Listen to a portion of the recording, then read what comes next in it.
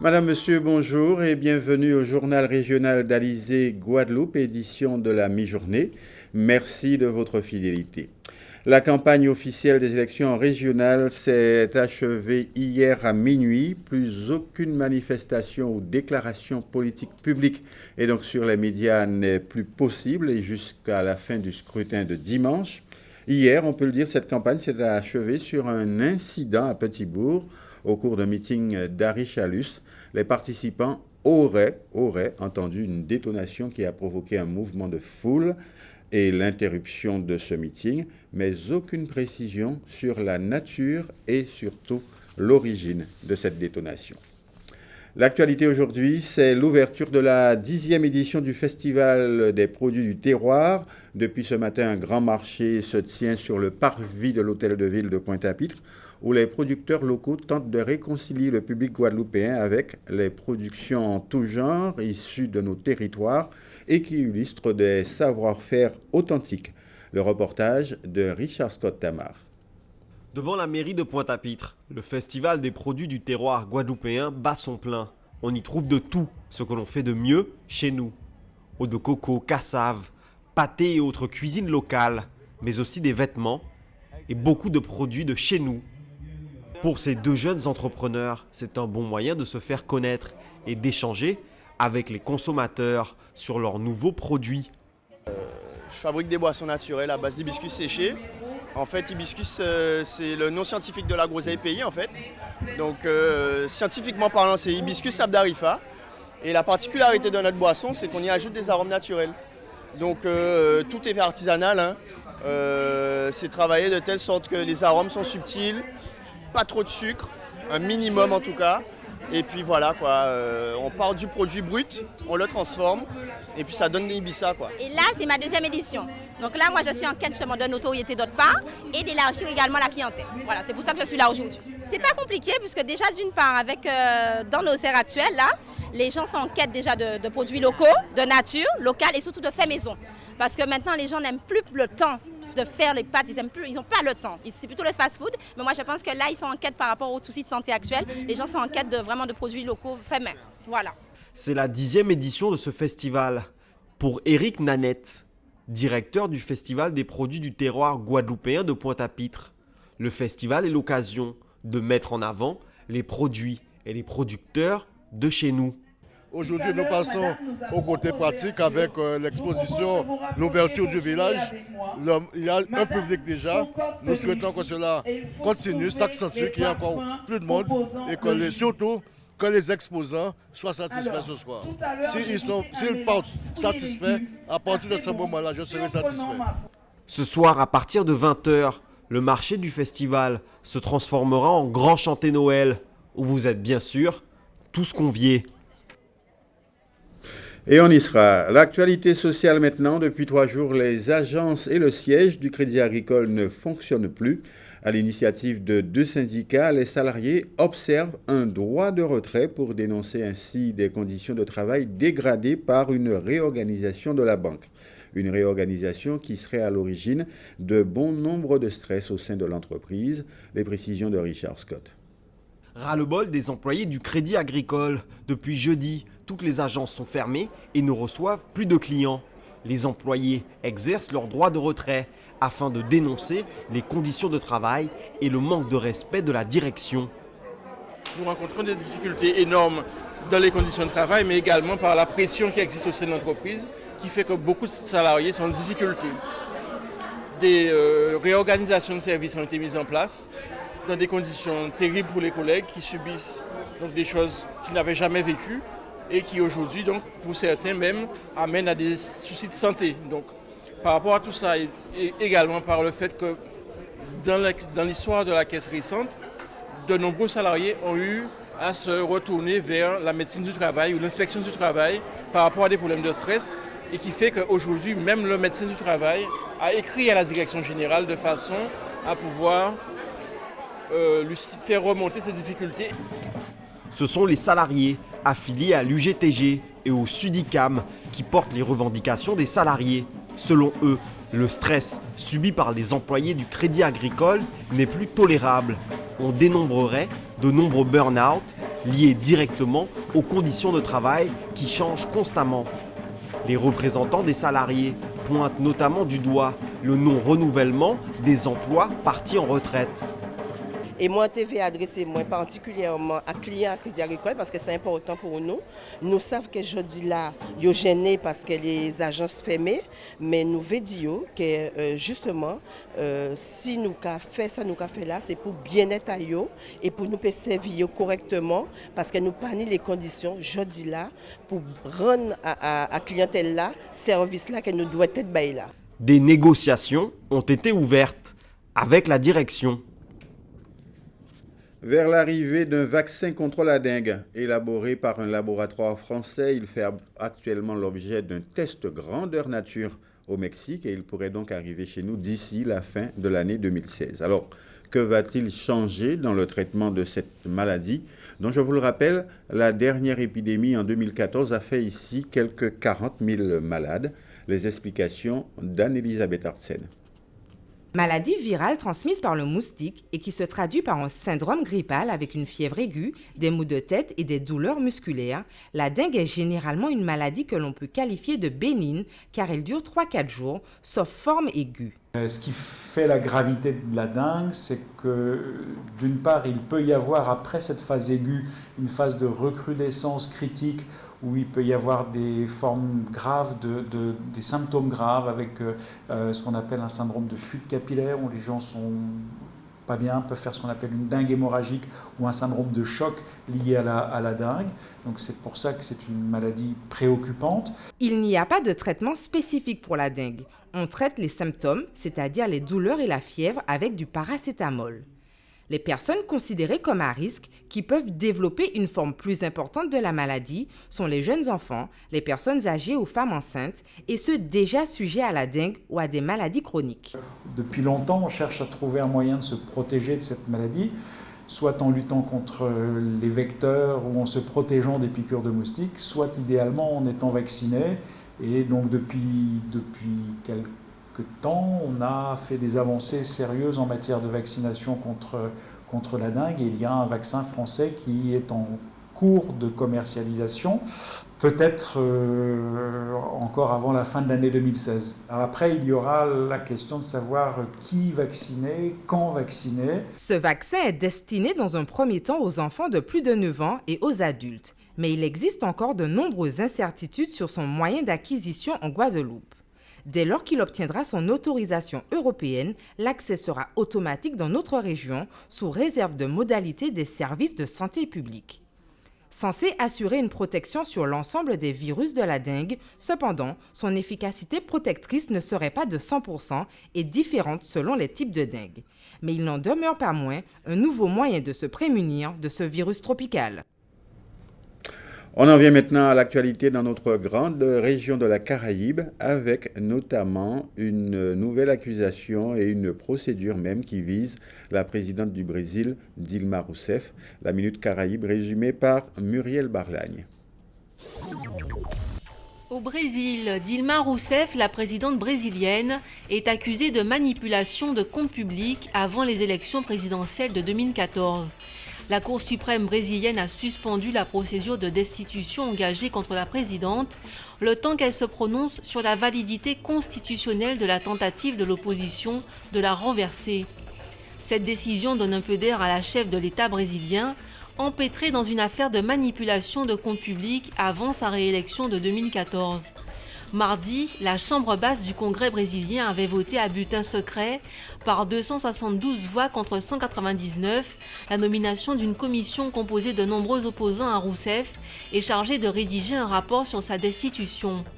Ce vote a constitué un sérieux revers pour la présidente, mais celle-ci a pu compter sur le soutien de suffisamment d'élus pour bloquer un vote sur son impeachment.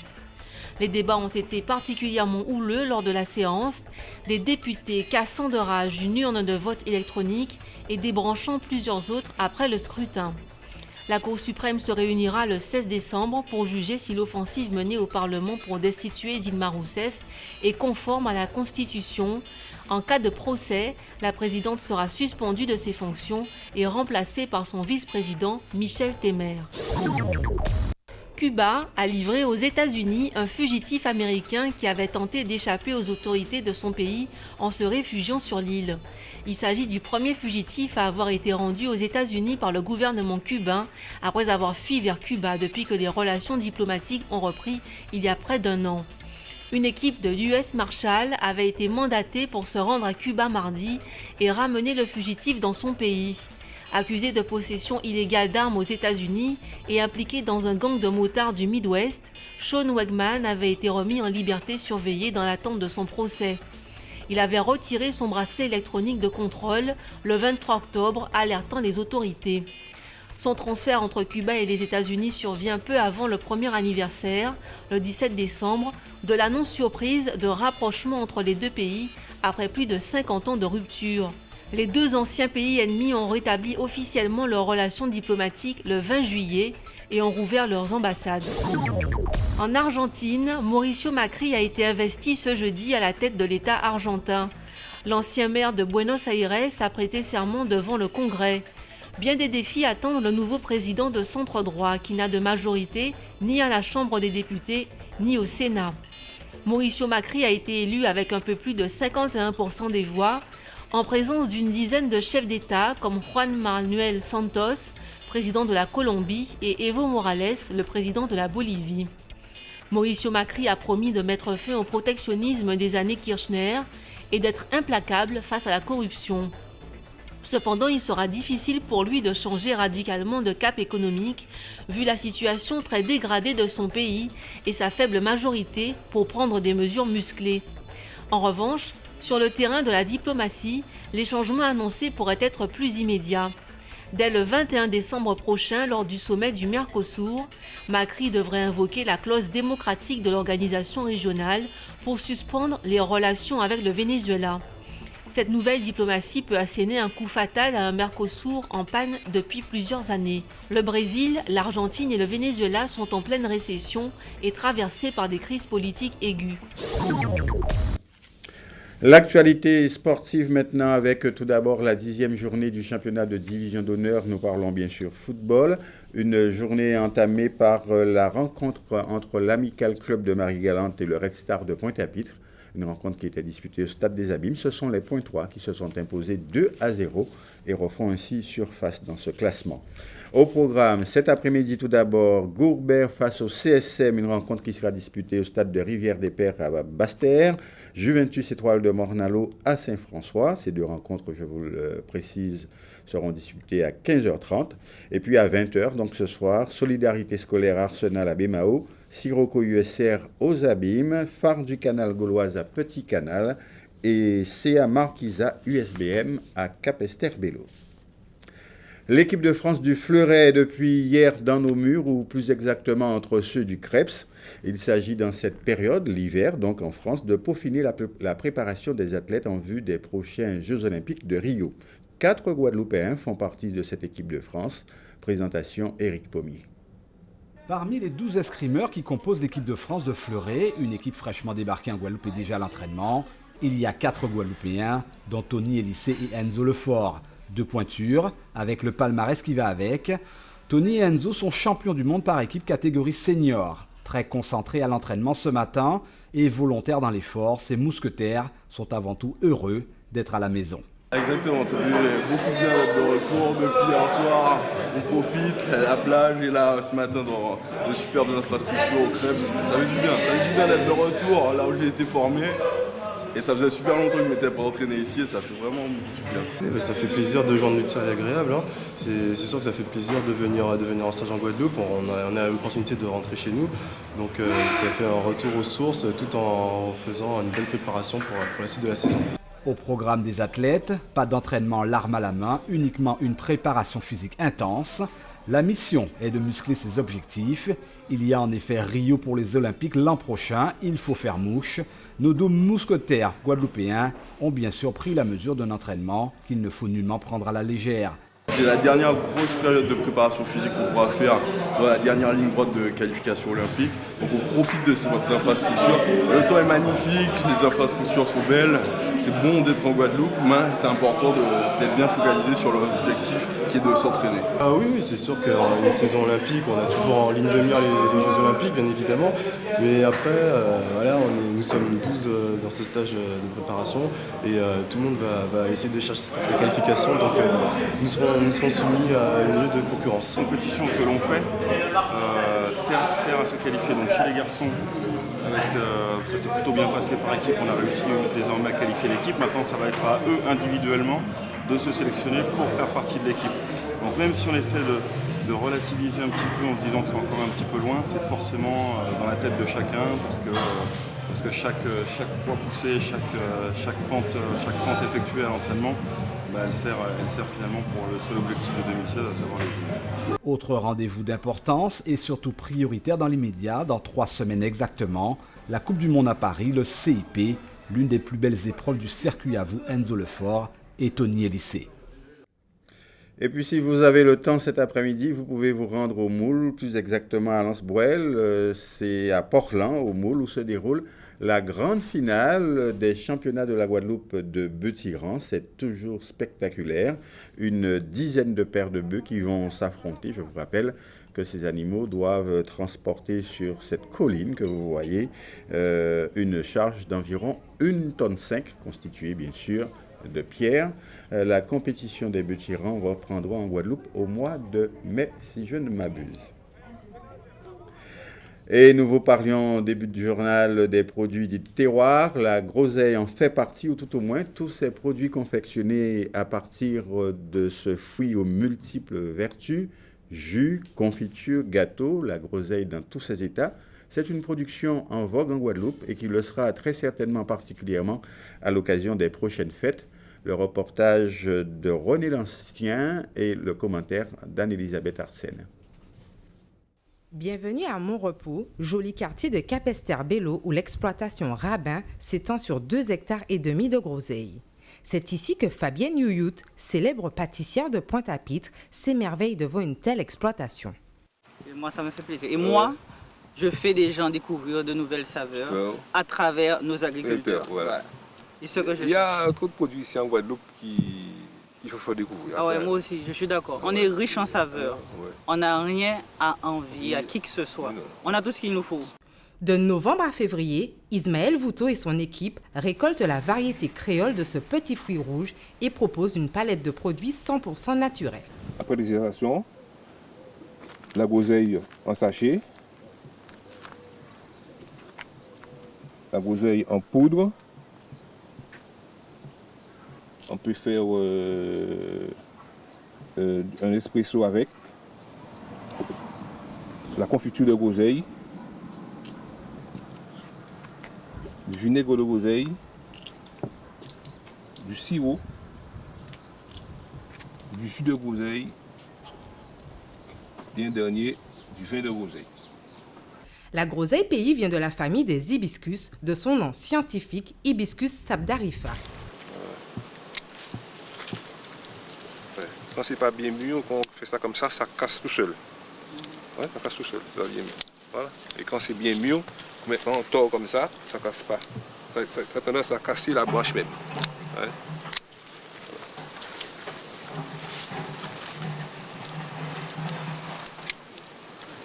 Il y a aussi des branches. Les branches sont très très fibreuses. Ah ouais. Je vais te prendre une branche. Ah ouais, tu coupes ta belle branche là. Ouais, non, mais t'inquiète pas, il y en a là. Voilà, c'est très fibreuse. Quelqu'un qui veut travailler des cordes, ils peuvent trouver un moyen pour. Ouais. On peut l'utiliser. Mais quand c'est sec. Par contre, quand c'est sec, c'est mieux. Bourrée de vitamines C et B, de calcium et de fer, la groseille est reconnue pour ses nombreuses propriétés désaltérantes, antioxydantes, antibactériennes et elle est réputée contre l'hypertension artérielle. Alors que ce soit en jus, en sirop, en poudre ou en confiture, n'hésitez pas à la déguster. Alors, hier, on était chez l'agriculteur. Il nous a conseillé, au point de vue, les variétés de groseille. Il nous a très bien conseillé. Maintenant, on est à l'atelier et on va passer à la phase de confection et à la phase finale. Du grand art pâtissier, digne d'un prix international qui se fait chez nous en Guadeloupe. La boule de neige, une autre façon de déguster la groseille pour les fêtes de Noël et pour tous les gourmands. Le temps qu'il fera sur notre archipel cet après-midi, il y aura du soleil un peu partout sur la Guadeloupe, avec pourtant quelques nuages localisés et même des averses sur les grands fonds, par exemple, sur les hauteurs de Basse-Terre ou encore à Dé. Les températures oscilleront entre 27 et 29 degrés. Un soleil particulièrement tapant sur les îles Marie-Galante, les Saintes ou encore la Désirade. Dans un instant, la Minute Sport d'Éric Pommier, une météo plus complète de l'ensemble de notre région de la Caraïbe, l'agenda, le journal de TF1 et le magazine Reportage. L'information continue sur notre site alizé.com. Je vous donne quant à moi rendez-vous à 19h pour notre seconde édition du journal régional. À très bientôt.